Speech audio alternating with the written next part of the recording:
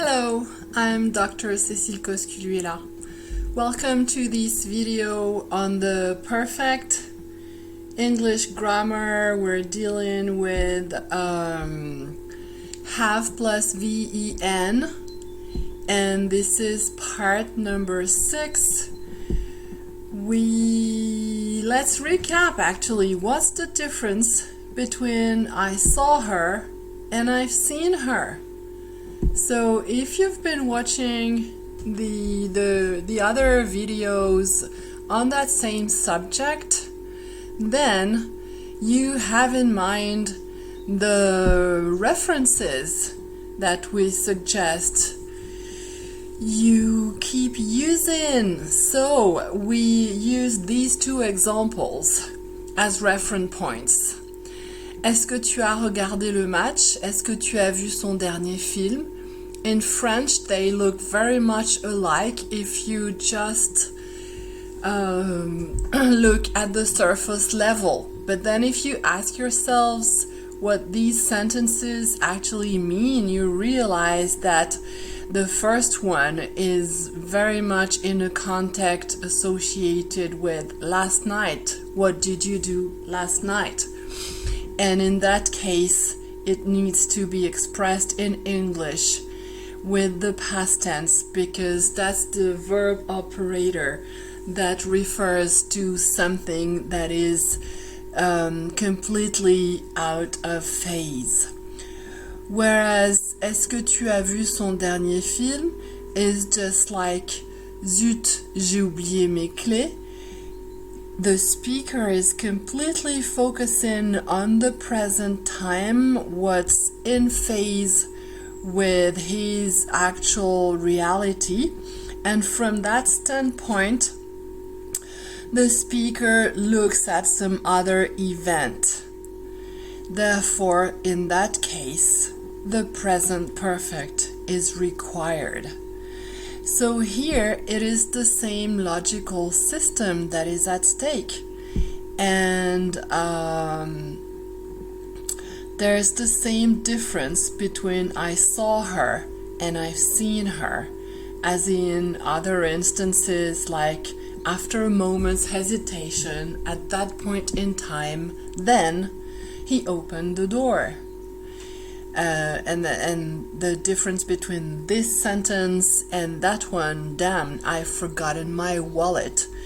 So in these examples in the present perfect and in those examples in the past tense, it's always the same basic idea that is at stake. So anytime the past tense is used, that's because we're focusing on something that is completely separate from what occupies all the space, all our mental space. So it doesn't have any in-phase truth value at all. It is completely distinct from that. It is out of phase. It is a point in the past. That's the way we see it.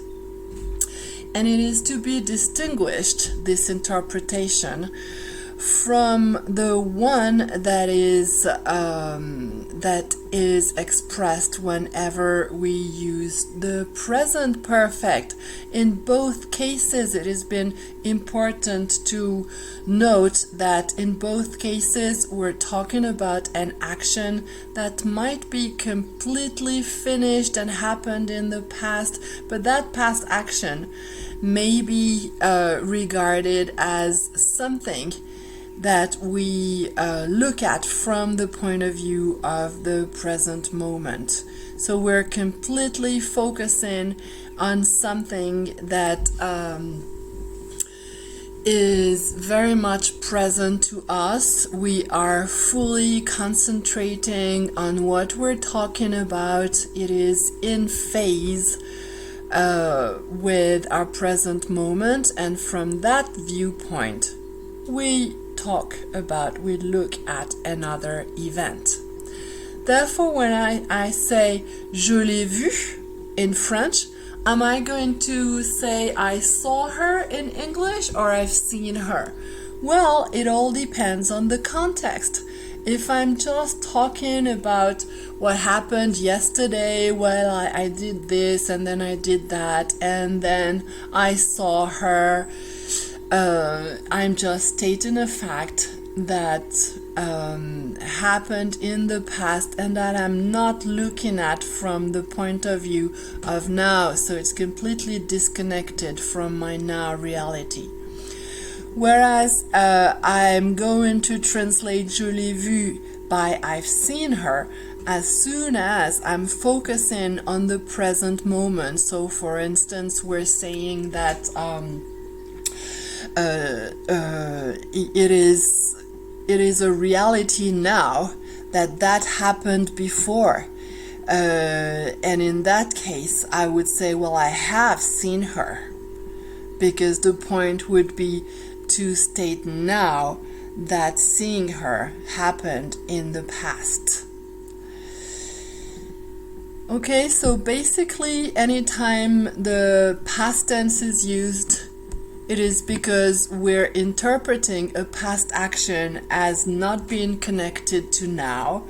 And anytime we're referring to a past action and talking about it with the present perfect, it's because we are interpreting that action as being in relation with our now moment.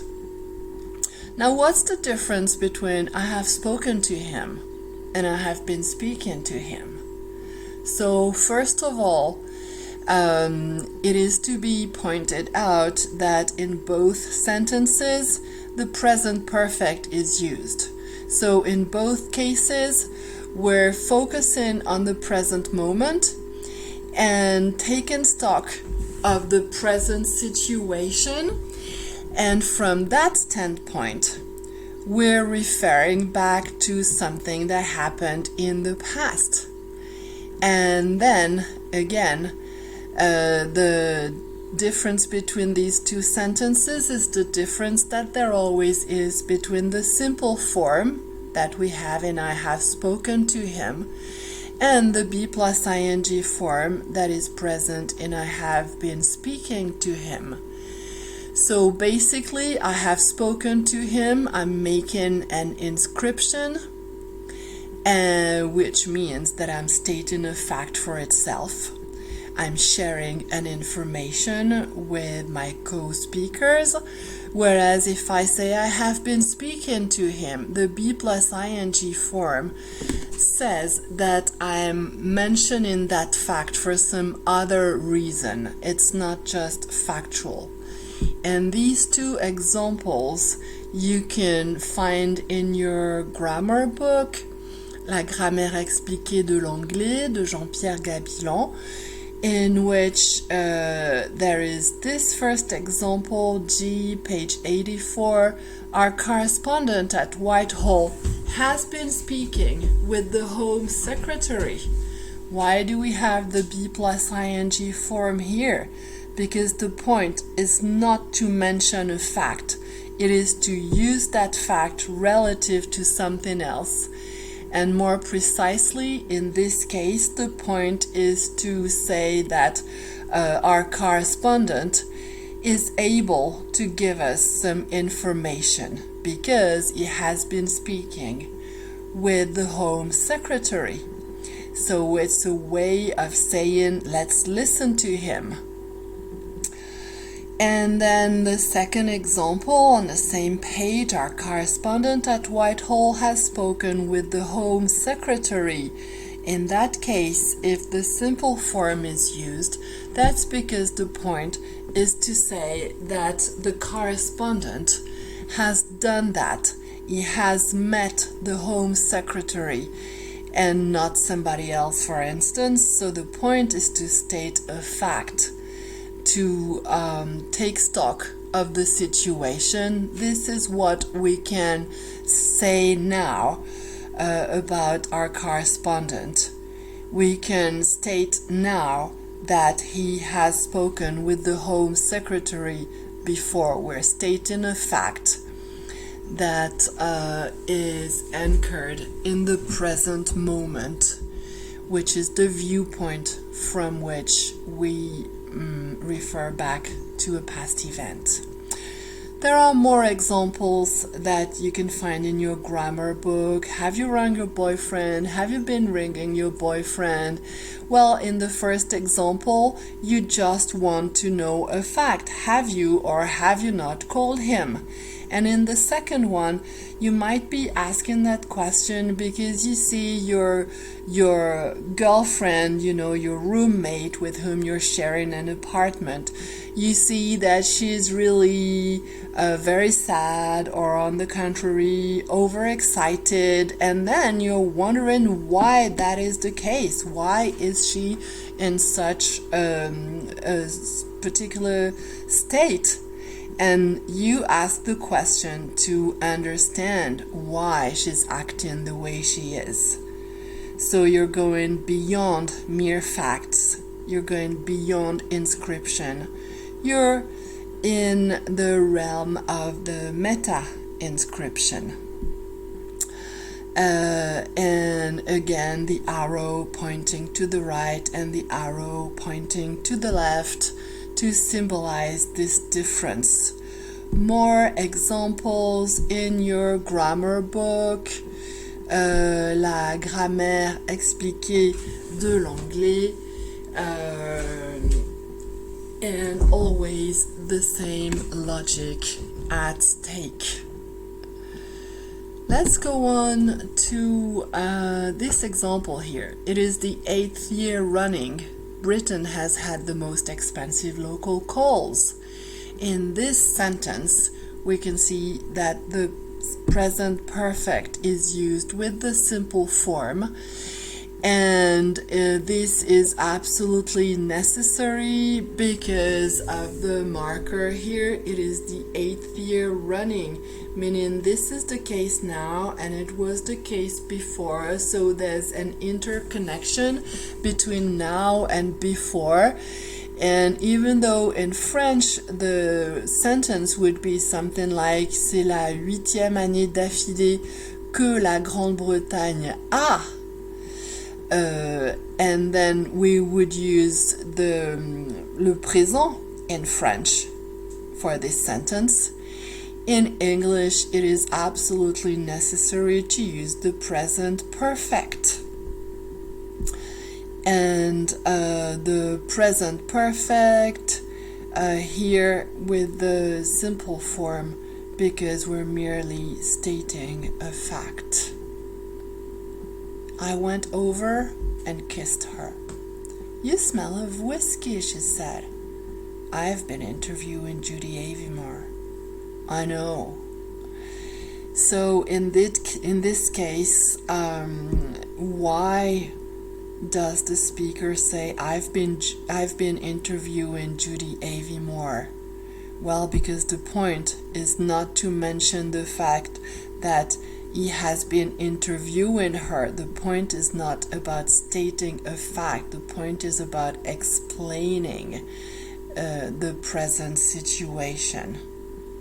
So be plus ing is the form that is required because we're going beyond facts and we're using facts. Here, the fact of interviewing her, we're using this fact to explain the smell of whiskey. Okay, so that's the logical system between the present perfect simple and the present perfect be plus ing. And at stake again basically is the difference between the be plus ing form and the simple form. So the same value every single time they're being used. So the be plus ing form to go beyond stating facts, and it is used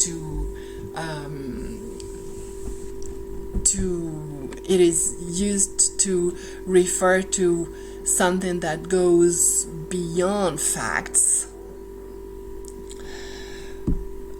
which is not the case with the simple form. We're just focusing on facts and it is the same logic that is at stake anytime we have this system. So the difference between I have received lots of emails and I have been receiving lots of emails would be kind of the same, because I have received and I have been receiving are both in the present perfect tense, and therefore they're both about taking stock of the situation. We're focusing on the present moment, and from that standpoint looking at what happened before. In the first instance here, the simple form is used because the point is to give information for the sake of giving information, and the be plus ing form is used because in this context, in this situation of utterance, there is the point is not simply to state facts, but to use those facts to relate them to some other reality. Therefore, it would be fair to say that this is the logic that underlies any of those situations. So here, for instance, we have received lots of emails. So it is just read this paragraph and you'll see anytime the simple form is used, that's because the point is to state facts. Whereas here, my main priority, let's have a look at the first one, but they're all equally enlightening. My main priority here has been to select the best dresses for the exhibition, and this is proving to be an extremely hard task, as I have been receiving lots of emails from people who've heard about the exhibition and would like to lend dresses in their possession. So is the point here to mention that she's been receiving lots of emails? That's not the point. It is the point here in the examples on the left. But here we go beyond the mere facts, and the point is to justify, to explain, to make it clearer that it is really hard to get ready for that exhibition. That's the main point.